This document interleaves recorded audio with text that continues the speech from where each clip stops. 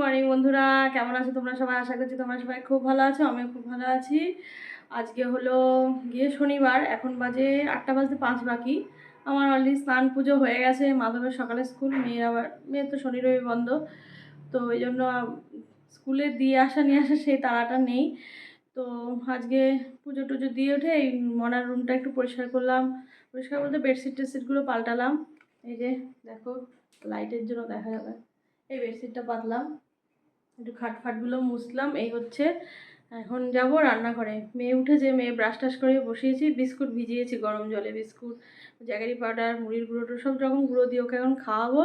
তারপরে রান্নাবান্না তো করতে হবে। ও আবার 9:30টার মধ্যে খায়, জন্য হুড়োহুড়ি। তো চলো রান্নাঘরে নিয়ে যাই তোমাদেরকে। এই দুদিন ভালোই দিল বৃষ্টি হয়ে, লাইটটা এত আসছে না, জানলাগুলো। এই দুদিন ভালোই দিল বৃষ্টি টিষ্টি, বেশ ঠান্ডা ঠান্ডা ওয়েদার আছে। আজকে আবার এখন একটু হালকা গরম লাগছে। তো সবজি কি কি নামিয়েছি চলো তোমাদেরকে দেখাই। এখানে আবার জামা কাপড়গুলো দেখো কালকে ধোয়া হয়েছে, ওগুলো এখনো শুকায়নি। কি বলতে, এই যে আমার পাশের বাড়ি যায়, ওরও বাড়ির পুঁই শাক হয়েছে। তো আমাকে বলছে নিয়ে যেতে, আমি আজকে তো আমারও দুটো ডগা হয়েছে, কিন্তু এতটা দিয়ে দিয়েছে আমার আর ডগাগুলো কাটতে হবে না। তো বাড়ির টাটকা দেখো পুঁই শাক, ওগুলো এটা রান্না করব। তারপরে কুমড়ো নামিয়েছি, চিচিঙ্গাটা অনেকদিন, আর ডাল করবো একটু ডাটা দিয়ে। চিচিঙ্গাটাও কী করি দেখি, ভাজা টাজা।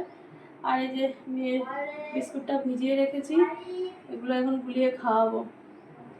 এই হচ্ছে রান্নাঘরটা পরিষ্কার আছে, এখন রান্না স্টার্ট করিনি। এখন এই সকালের গল্প, মাধব আর ওই কালকেও নিমন্ত্রণ ছিল একটা বসে তো মাছ আর মাধব আস্তে আস্তে 11:30 15:00 বাজে। মানে বাজারে তো তেমন কিছু মাছ পাওয়া যায় না লাস্টে।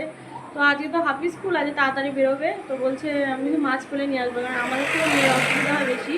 আমার তো মাছ না হলেও চলে যায়, ডিম বা কিছু করে নেবো। তো এখন এই 3 ডাল করবো আর 2 রকম সবজি করবো। এবার মাছ আনুক, আগে একটু রান্না করতে দেরি হবে, দুপুর হবে। তো মাছ আনলে মাছের যা একটা কিছু করবো, হয় প্রস্তুতি বা যেরকম মাছ আনে সেরকম অনুযায়ী করবো। তো চলো মেয়েকে এখন খাইয়ে তারপর সবজি সবজি কেটে রান্না বসাই। তাহলে এখন আপাতত রাখছি। রান্নাবান্না রান্নাবান্না অর্ধেক হয়ে বসে আছে। এখন 9:30 বাজে। ভাতটা এই যে ফুটে এসছে, নামিয়ে দেবো আর একটুখানি 5 মিনিট।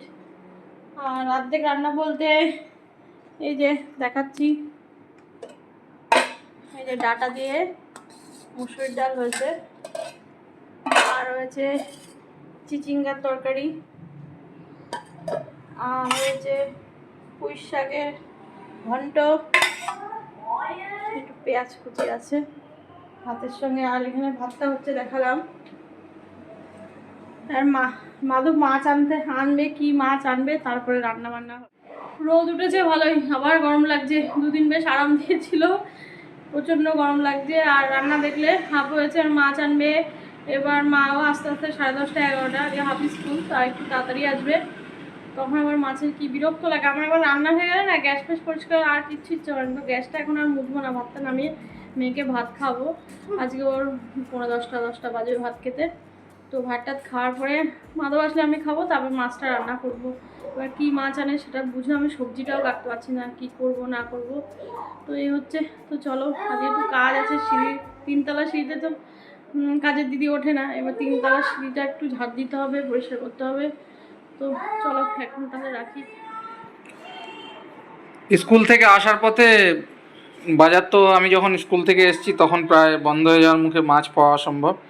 তাই স্কুল থেকে ফেরার পথে রাস্তায় একজন মাছ নিয়ে যাচ্ছিল, তো তার থেকে এই মাছটা নিলাম। অনেকদিন মাছ খাওয়া হয় না, তো এখন এটাকে কাটা হবে, আমিই কাটবো।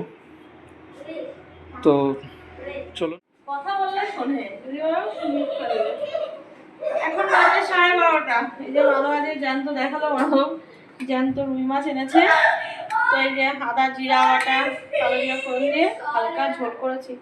আর পুঁই শাক হয়ে গেছে, চিকেন তরকারি আছে, ডাল হয়েছে, আবার এখন সবজি দিয়ে ঝোল টোল বানাবো। ওই টাইমও লাগবে, আর কে খাবে।